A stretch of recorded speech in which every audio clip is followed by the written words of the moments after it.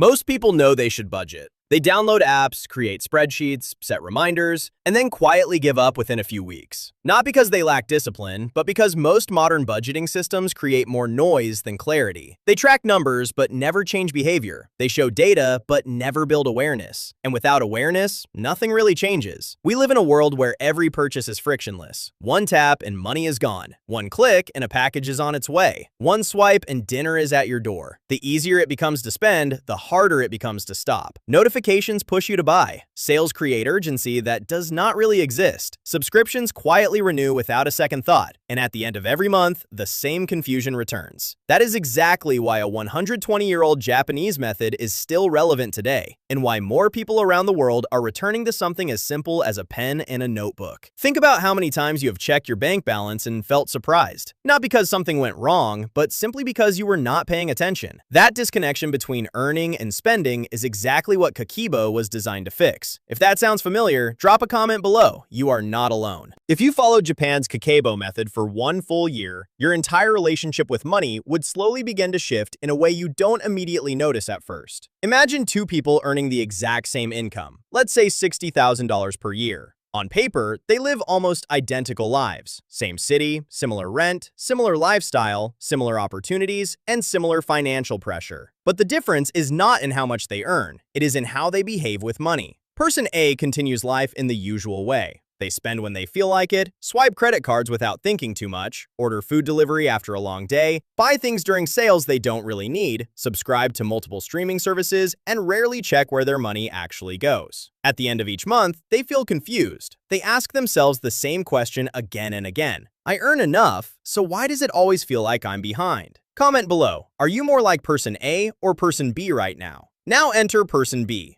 They decide to try something different, something extremely simple but surprisingly powerful. Instead of using apps or spreadsheets, they use a notebook and follow a Japanese budgeting method called Kakeibo. This method was introduced in 1904 by Hani Motoko through Japan's first women's magazine as a simple household budgeting system designed to help families manage money more intentionally. Every expense is written by hand. No shortcuts, no automatic tracking hiding mistakes. At the beginning of every month, person B sits down and answers 4 simple questions. How much money do I have? How much would I like to save? How much am I spending? And how can I improve? At first, these questions feel too basic to matter, but slowly, something changes. Before every purchase, even something small like coffee, snacks, or online shopping, person B is forced to pause. That pause creates awareness, and awareness slowly transforms behavior. Spending is no longer automatic. It becomes intentional. A simple $6 coffee is no longer a habit. It becomes a decision. An online purchase is no longer emotional. It becomes something to think about. Without realizing it, person B begins separating emotional wants from real financial needs. Meanwhile, person A continues life as usual, unaware that these small daily habits are quietly building 2 completely different financial futures. The act of writing by hand is not just nostalgic, it is neurologically different from typing. Research consistently shows that writing by hand engages the brain more deeply, creating stronger memory and emotional connection to what is being recorded. When you write down that you spent $47 on food delivery yesterday, it lands differently than a number on a screen.